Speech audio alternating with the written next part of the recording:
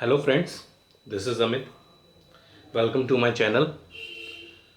आज मैं वेलकम करता हूँ सारे अपने क्लाइंट्स का जो कि मेरे साथ बने हैं 1.5 सालों से 2 सालों से। 2017 से हमने काम स्टार्ट किया था। आज 2020 हो गई, लगभग 3 साल कंप्लीट होने को हुआ। तो देखते हैं कि आज आज हम आपके सामने एक नया टॉपिक लाए हैं। Why do be fail to achieve goal in mutual fund. देखिए, म्यूचुअल फंड में क्या होता है, जब हम स्टार्टिंग में अब कई सारे इन्वेस्टर्स से बातचीत करते हैं कि भैया आपका ये इन्वेस्टमेंट 3 to 5 ईयर्स तक हमने लिया है और जितना 10 ईयर्स तक लिया है। तो होता क्या है कि इन्वेस्टमेंट का एक एक प्रॉपर गोल होता है, गोल सेट हम करते हैं जिसमें हम एक अप्रोप्रिएट रिटर्न की कमाई करते हैं। तो उसमें होता क्या है कि हम लोग फेल क्यों हो जाते हैं उस चीज़ में। हम पैसा बीच में क्यों निकालने की सोचते हैं। हम ये क्यों सोचते हैं कि पैसा हम अभी निकाल लें फिर बाद में लगा लेंगे। यार, ये क्यों सोचें कि हमें इस पैसे की बहुत ही अर्जेंट नीड है तो हम इसलिए पैसे निकाल रहे हैं।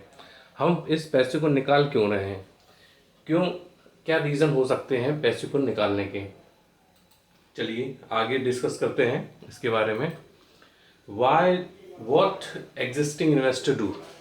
जो एग्जिस्टिंग इन्वेस्टर होते हैं वो क्या करते हैं, अपने इन्वेस्टमेंट का अगर उन्होंने कोई एक गोल सेट करके बनाया है कि भाई अब हम इतने साल बाद अपना पैसा निकालेंगे और इतने साल बाद उस गोल को अचीव करेंगे। इन बिटवीन बीच में क्या हो जाता है कि हम गोल सेट नहीं कर पाते हैं। क्या फियर है, क्या रीज़न है, वो हम इसको देखेंगे। पहला क्या रीज़न हो सकता है, रिस्क हो सकता है। क्या reason, risk due to volatile market condition. Market volatile है, मार्केट की कंडीशन कुछ ज़्यादा सही नहीं है, तो हम क्या किया जाए, उसको पैसे को निकाल लें, उसमें इन्वेस्टमेंट ना करें। दूसरा क्या है, गोल नॉट सेट प्रॉपरली। क्या हमने गोल सेट नहीं किए थे क्या शुरुआत में, जब शुरुआत में हमने इन्वेस्टमेंट किया था, इन्वेस्टमेंट में हमने गोल सेट नहीं किए थे क्या, प्रॉपर तरीके से गोल सेट नहीं हुए थे। जो हमें गोल अचीव करना था, क्या हमने वो प्रॉपर हमने हमारी परफेक्ट प्लानिंग थी नहीं क्या। हो सकता है स्कीम क्या है, स्कीम सिलेक्शन प्रॉपर नहीं है, या स्कीम सिलेक्शन में कोई प्रॉब्लम थी, या फिर हमने ढंग से अपने एडवाइजरी से स्कीम सिलेक्शन नहीं किया था, प्रॉपर स्कीम में पैसा इन्वेस्ट था कि नहीं। क्या ये रीज़न हो सकता है। रिटर्न नॉट एक्सपेक्टेड, हमने इन्वेस्टमेंट किया 10 ईयर्स के लिए और हम 3 साल में रिटर्न सोच रहे हैं कि 3 साल में इतना तो कम से कम होना ही चाहिए रिटर्न। रिटर्न एक्सपेक्ट नहीं किया था उतना। टैक्सेशन, चौथा रीज़न ये हो सकता है कि टैक्सेशन, ये म्यूचुअल फंड में टैक्सेशन तो रहता ही है थोड़ा सा। क्या पहले हमने सोचा था कि large cap long term capital gain tax नहीं होंगे, और 3 साल फिर 1 साल बाद बजट आता है तो पता लगता है कि उसमें 10% टैक्स लगना स्टार्ट हो गया। तो क्या ये रीज़न है प्रॉपर फियर के, डर के, कि भैया हम इन्वेस्टमेंट नहीं कर सकते, आगे म्यूचुअल फंड में निवेश नहीं कर सकते। क्या ये प्रॉपर रीज़न है? नहीं, ये कोई प्रॉपर रीज़न नहीं है, क्योंकि ये सारे रीज़न ऑलरेडी आपको एक्सप्लेन कर दिए गए थे शुरुआत में। जब आपने शुरुआत में इन्वेस्टमेंट किया था तब आपको बताया गया था कि मार्केट वॉलेटाइल होता है, उसमें थोड़ा बहुत रिस्क होता है, ज़्यादा भी हो सकता है, डिपेंड करता आप पे, आपका गोल का टर्म कितना है। ठीक है, गोल हमने अच्छे तरीके से सेट किए गए थे। गोल का हमने रीज़न बताया था, भैया आपने जो इन्वेस्टमेंट किया है उसका गोल का ऑब्जेक्टिव हमारा ये है। ठीक है, स्कीम हमने प्रॉपर तरीके से अंडरस्टूड की थी। हाइब्रिड फंड है कि लार्ज कैप है कि स्मॉल कैप है, कौन से फंड में हमने निवेश किया है। रिटर्न नॉट एक्सपेक्टेड, रिटर्न हमने अच्छी तरीके से देखे थे। अगर हम अपना टेन्योर जितना लंबा रखेंगे तो रिटर्न हमारे और अच्छे आएंगे। 2-3 साल में रिटर्न अच्छे नहीं आते, इसका मतलब ये नहीं कि बाकी 2 साल में रिटर्न अच्छे नहीं आएंगे। रिटर्न एवरेज बेसिस पे आपको 10 से 12% मिल जाता है। टैक्सेशन तो ये गवर्नमेंट ऑफ इंडिया की है। जैसे जैसे मतलब गवर्नमेंट के रूल्स हैं, जैसा सेबी डिसाइड करेगी वैसा चलेगा। तो मेन रीज़न क्या है, हम अपने अचीवमेंट गोल को अचीव क्यों नहीं कर सकते, आज हम समझेंगे मेन रीज़न क्या है। ठीक है, पहला रीज़न आ गया, why investor fails to achieve goal. पहला रीज़न है पेशेंस, सहनशीलता, धैर्य जिसको हम धैर्य भी बोलते हैं, पेशेंस। क्योंकि हमारे में पेशेंस नहीं है फर्स्ट ऑफ ऑल। चाहे वो पेशेंस रिटर्न की हो सकती है, चाहे वो पेशेंस रिस्क की हो सकती है, चाहे वो हमारे कोई इकोनॉमिकल रीजंस हो सकते हैं कि भैया यार हम ज़्यादा इंतज़ार नहीं करते, हमें तो और किसी स्कीम में हमें इतना रिटर्न मिल रहा है, आपकी वाले स्कीम में हमें अभी तक 1 साल हो गया, 1 साल में हमें कोई रिटर्न नहीं मिला, 2 साल हो गए, 3 साल हो गए, 3 साल में हमें कोई रिटर्न एक्सपेक्ट नहीं हुआ। ये है परफेक्ट रीज़न। पहला रीज़न तो आपका पेशेंस हो गया। आप डायग्राम देख सकते हैं कि पहले कि हमने छोटा सा कॉइन डाला, कॉइन रखा, फिर उसके बाद कॉइन की वैल्यू बढ़ी, फिर धीरे धीरे वैल्यू बढ़ती है, फिर बाद में घड़ा बढ़ता है। तो time is important, not the timing. जितना आप समय देंगे उतना आपका इन्वेस्टमेंट में ग्रोथ मिलेगी। ठीक है। दूसरा रीज़न क्या है, बेसिक नीड और शॉर्ट टर्म नीड। बात सही है। होता क्या है कि हम इन्वेस्टमेंट कर देते हैं, लेकिन कभी कभार फैमिली में, हमारा घर परिवार है, फैमिली है, तो उस हिसाब से देखा जाए कि भाई शॉर्ट टर्म्स नीड, जैसे बच्चे की स्कूल की फ़ीस पे करना है, बेसिक नीड्स हो गई, कोई हाउस प्लान करने लगे, हम मॉडिफिकेशन करने लगे हाउस में, कोई छोटे मोटे मेडिकल के खर्चे हो गए, तो वो सोचेंगे। तो होता क्या है, क्लाइंट ये सोच लेता है कि अरे यार चलो कोई बात नहीं, हम इन्वेस्टमेंट से निकाल लेते हैं थोड़ा सा पैसा। तो इस वजह से गोल आपका अचीव नहीं हो पाता है। ये दूसरा रीज़न है। तीसरा रीज़न है कि अदर्स ओपिनियन। आप ना 10 लोगों की ओपिनियन ज़रूर लेते हो जब भी आप इन्वेस्टमेंट करो, या फिर मैंने इन्वेस्टमेंट कर दिया, तो इन्वेस्टमेंट करने के बाद और इन्वेस्टमेंट करने से पहले दोनों टाइम आप इन्वेस्टर से, दोनों टाइम आप अदर अदर लोगों से जो इस इन्वेस्टमेंट में रहते नहीं हैं, उनसे भी आप संपर्क करके उनसे भी आप डिस्कस करते हो और उनकी भी राय लेते हो। बिना एडवाइजरी की बिना आप एडवाइज़र से डिस्कस नहीं करते हैं। आपको पता है कि एडवाइज़र आपको समझा के गया कि ये वाला इन्वेस्टमेंट है, ये बेस्ट है, इसका ये ग्राफ है, इसका ये पोर्टफोलियो है, तब भी उसके बाद भी आप लोग क्या करते हैं, 10 लोगों से डिस्कस करते हैं। ये थोड़ा सा प्रॉब्लम हो सकती है कि आपका गोल प्रॉपरली अचीव ना हो। ठीक है। चौथा रीज़न, रिस्क ऑफ कोविड। ये सबसे बड़ी बात है भाई। कोविड आया है तो मार्च में काफ़ी मार्केट डाउन हो गया था। 31 जनवरी से मार्केट धीरे धीरे डाउन होना स्टार्ट हुआ। 1 फरवरी को बजट आया था। बजट आने के बाद धीरे धीरे मार्केट डाउन हुआ काफ़ी। मेरे ख्याल से 42,000 पे था सेंसेक्स। 42,000 से गिर के ये 25,000 तक आया है सेंसेक्स। तो देखा जाए तो काफ़ी नीचे आया है। मिनिमम मिनिमम 60% डाउनफॉल आया है मार्केट में। तो इससे हमें घबराना नहीं है, कोई बात नहीं। तो इसमें क्या करना था, हमें लमसम इन्वेस्ट करना था। जितना भी हमारे पास लमसम पैसा है उस पैसे को हमें इन्वेस्ट करना था।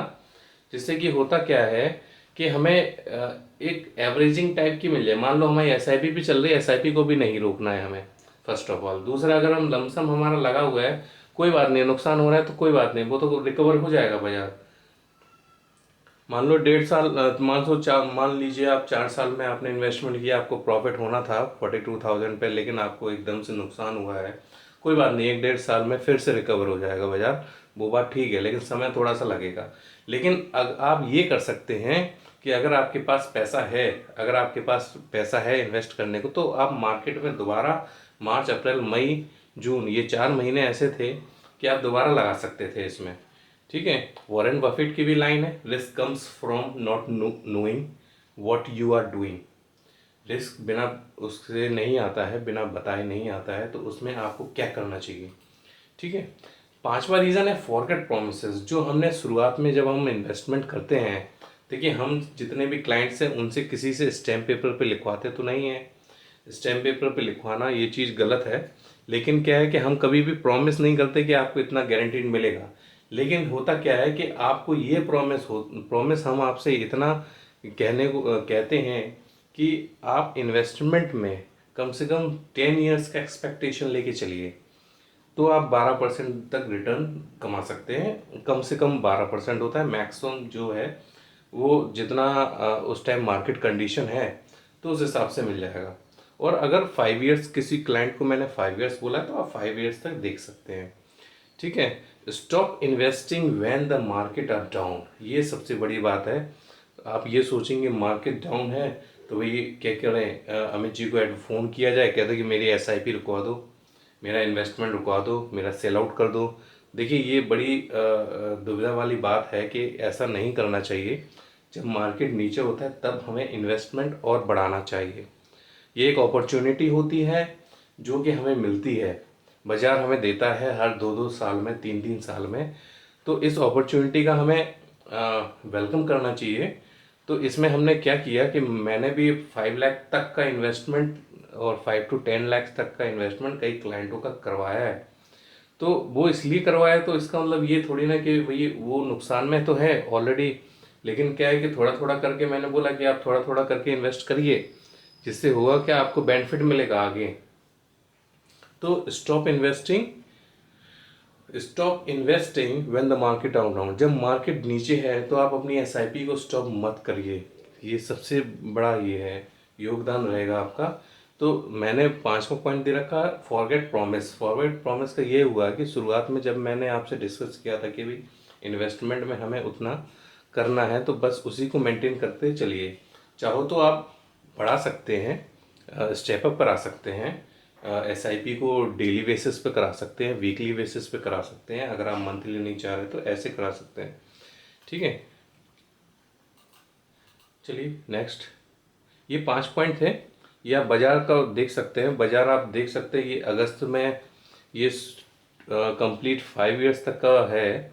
एरो आप देख सकते हैं कि जहाँ जहाँ कहीं कहीं रेड लाइन है, कहीं कहीं ग्रीन लाइन है। और एकदम से डाउनफॉल भी आपको देखा होगा ये वाले पॉइंट पे, ये वाले पॉइंट पे आप ये देख सकते हैं 25,800 या 25,900 पे नीचे आया है बाजार, एकदम से रिकवरी हुआ है। ये पॉइंट था पैसा कमाने का। ये पॉइंट जो है ये पैसा कमाने का पॉइंट है। यहाँ हमें ज़्यादा से ज़्यादा इन्वेस्टमेंट करना था जिससे कि हमारा रिटर्न और अच्छे से सुधर जाए। अब ये यहाँ से बढ़कर, ये यहाँ से लेके यहाँ से बढ़कर ये ऊपर तक आ गया है। जो पॉइंट चल रहा है 36,594 रुपये, 36,000 पे अभी मार्केट स्टैंड है। अब इसको 42 तक जाने के लिए, ये इधर 42 तक जाने के लिए हो सकता है 1-1.5 साल में ये कवर कर ले बाजार। काफ़ी डाउनफॉल आया था, कोई बात नहीं, लेकिन ये कवर कर लेगा बाजार, कोई दिक्कत नहीं है।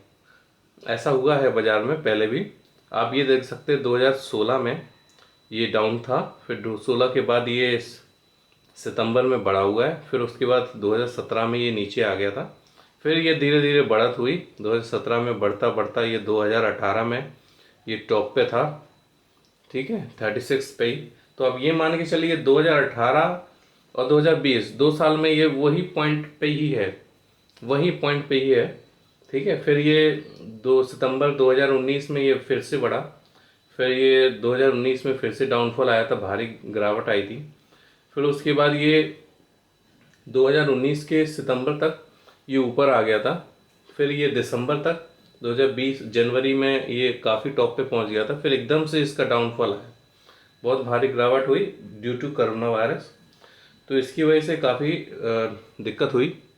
चलिए हम आगे देखते हैं व्हाट टू डू नाउ, अब क्या करें। चलिए ठीक है, आप लोगों ने ये, अगर किसी ने ये गलती करी है कि भाई SIP को रोक लिया गया है और इन्वेस्टमेंट में चेंजेस नहीं किए, तो आपके पास अभी भी समय है। आप अपनी SIP को मेंटेन करते चलिए, और नई SIP करना चाहें तो नई SIP करिए, वो भी वीकली। कोशिश करें वीकली SIP ज़रूर करें, और कोशिश करें डेली SIP अगर हो रही है तो डेली SIP कर दें, या फिर वीकली SIP करिए। उसके बाद लमसम जिसको इन्वेस्ट करना हो लमसम भी इन्वेस्ट कर दें। आप, मार्केट बहुत वॉलेटाइल तो नहीं है अभी, धीरे धीरे बढ़ रहा है ऊपर, तो आप कर सकते हैं, ठीक है। Thanks to all. ये था मेरा शॉर्ट वीडियो जिसमें मैंने ये बताया था कि आप लोग गोल कैसे अचीव कर सकते हैं, और गोल से भटकिए नहीं। गोल हमारा बहुत ही इम्पोर्टेंट है। कोई बात नहीं, रिटर्न नहीं आया तो कोई बात नहीं, रिटर्न ज़रूर बनेंगे। Thank you.